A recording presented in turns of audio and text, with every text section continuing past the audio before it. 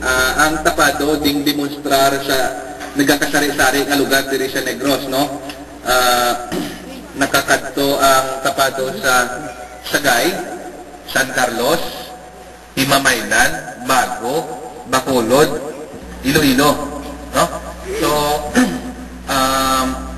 we're happy na muna din, no? Although nga usually magbiyahe, kasi of course kilanan Makliti, kilanan Chimpo, usually ang ginadala sa original Tapado ng mga tao is limitado, jutay lang, no?